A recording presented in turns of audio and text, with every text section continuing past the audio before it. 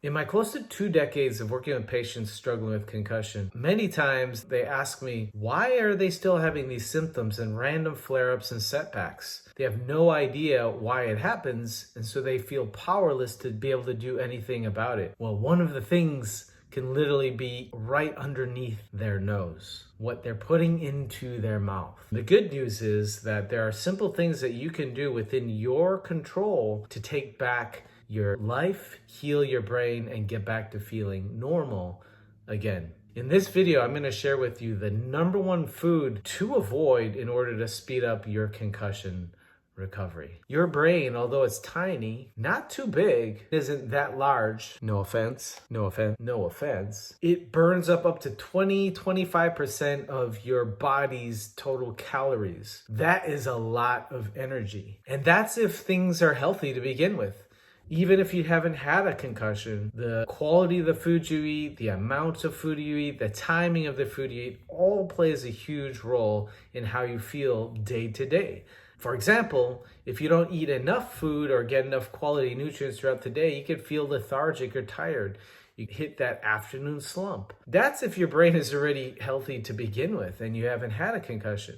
Now, after a concussion, though, a lot of that energy has to be shunted towards not only helping you get through the day, but also shunted towards the healing process. So the quality of the foods that you eat will play a huge role in determining how fast you heal from your concussion and if you're getting enough fuel to help get you through the day without crashing and burning. There are foods that are good to eat more of, and there are foods that are really bad and damaging to your brain.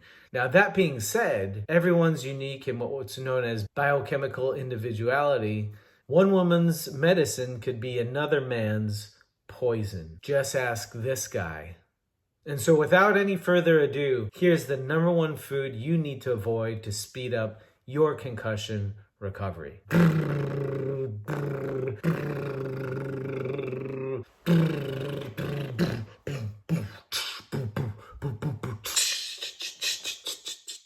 Gluten! Gluten is a protein found in wheat products as well as many other different types of grains. Spaghetti, lasagna, pasta, bread, cereal, cookies, cupcakes, white flour. Yes, I know, all the delicious things in life. Excusez-moi, parlez-vous croissant, s'il vous plaît?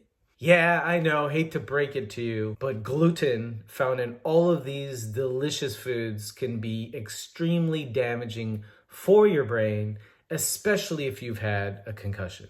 Now, the severity of gluten reactions could be as serious as celiac disease, which is an autoimmune disease in which your immune system, when encountered by gluten, triggers a massive inflammatory reaction that damages the lining of your small intestine. Very serious, can be life-threatening. You have celiac disease all the way to gluten sensitivity, where your brain and body are just reacting to the gluten substance, creating inflammation and a whole host of symptoms associated with that. Common body symptoms from gluten sensitivity could be digestive, things like constipation, diarrhea, bloating, gas, belching, burping. You're saying, that sounds like me, Dr. Chiu, on a Friday night.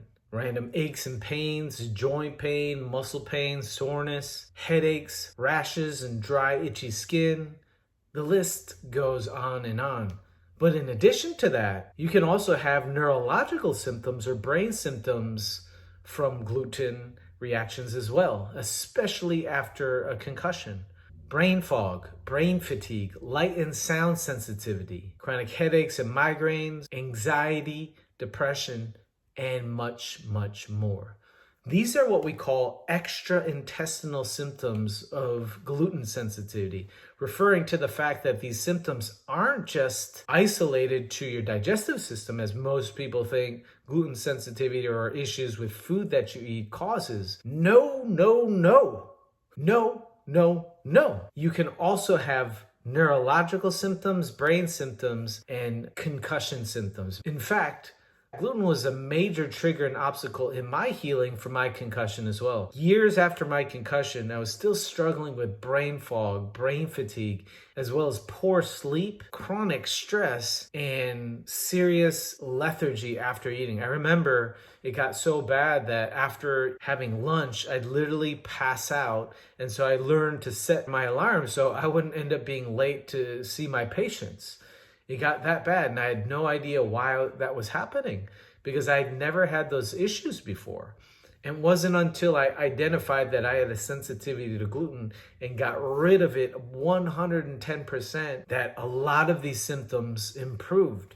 My mood improved, my memory, my focus, my concentration, as well as my energy throughout the day. No longer was I crashing after lunch. At this point, you might be saying to yourself, Dr. Chiu, I never had any issues with gluten before. Why do you think I'm having issues now? I get that. When I'm working with my patients, when I break the news and I tell them that I think that gluten might be triggering their symptoms, many times they ask me, well, I never had any symptoms or issues with gluten before. Why do you think gluten's playing such a huge role in my concussion recovery now? And why do you think it's causing brain symptoms? Here's the thing. Many of them, and perhaps you as well, had minor symptoms from gluten sensitivity or gluten reactions, except that it didn't really impact their brain function.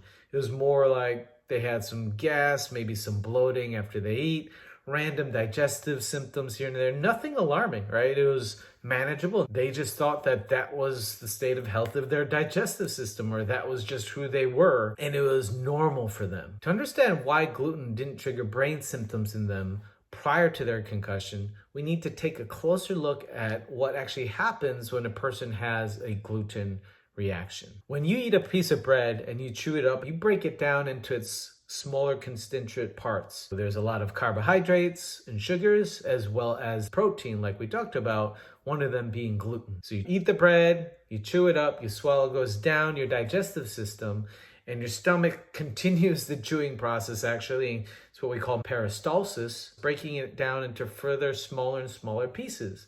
Now at that point, the gluten then travels down your stomach, enters your small intestine to then be absorbed into your body to be used as fuel. The thing is, though, stationed right at the border between your gut barrier or your gut lining and your blood vessel circulation for absorption lies a powerful army of immune soldiers. Now, these immune soldiers are always sampling the environment to make sure that things that shouldn't enter your body from your digestive system aren't able to. So for people who have issues with gluten, either gluten allergies, gluten sensitivities, what ends up happening, those immune soldiers, as soon as it sees those proteins, it launches a massive inflammatory response, shooting these bullets known as secretory immunoglobulin A, or SIGA for short.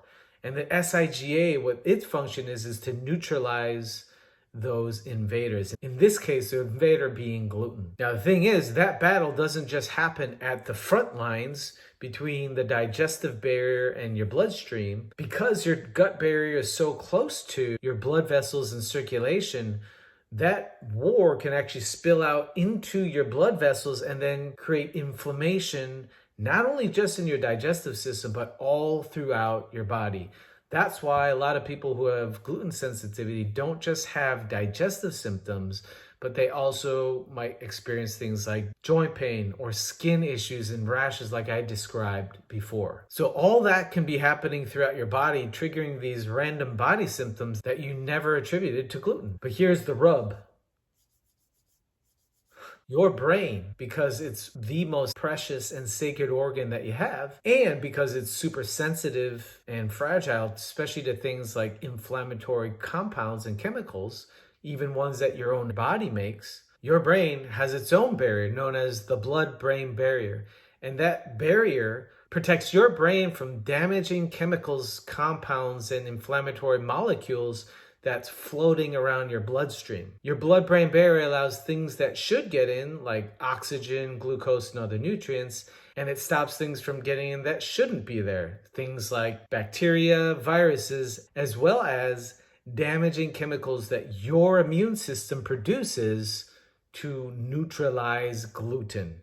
So what ends up happening after a concussion, that blood-brain barrier, which is very fragile, it's a single cell layer thick, thinner than a piece of toilet paper, can become trashed and damaged after a concussion. That's one of the most common causes of breakage of your blood-brain barrier, otherwise known as leaky brain.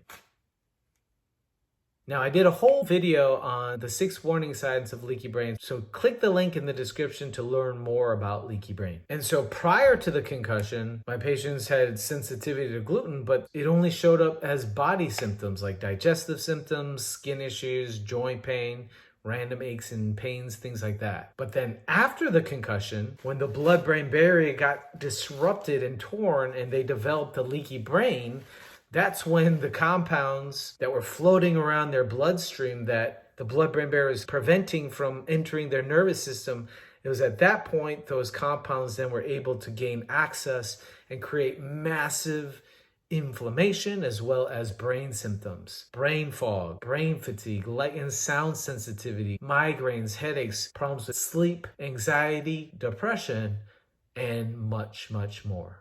And so for all those reasons, gluten is the #1 food you need to avoid after concussion. The good news is these days, there's a lot more awareness about the dangers of gluten.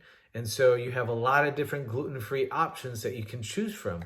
I remember years ago when I was learning to navigate a gluten-free lifestyle, it was so difficult and challenging because there wasn't anything out there. So thankfully, these days, there are a lot of options that you can choose from. Be sure, though, to read labels when looking for any gluten-free alternatives because many times there might be a lot worse ingredients found within the gluten-free options that can trigger more damage to your brain and body than the gluten itself. So be sure to stick to gluten-free options that come with the purest ingredients and don't have a ton of chemicals and other words that you simply cannot pronounce, even when you're not feeling brain foggy from your concussion. Although this might not be the news that you want to hear, may the information that I shared with you in this video be a milestone on your journey to healing from your concussion. For more concussion recovery tips, sign up for my newsletter at brainsave.com/news. My name is Dr. Titus Chiu. Thanks for watching. Bye for now.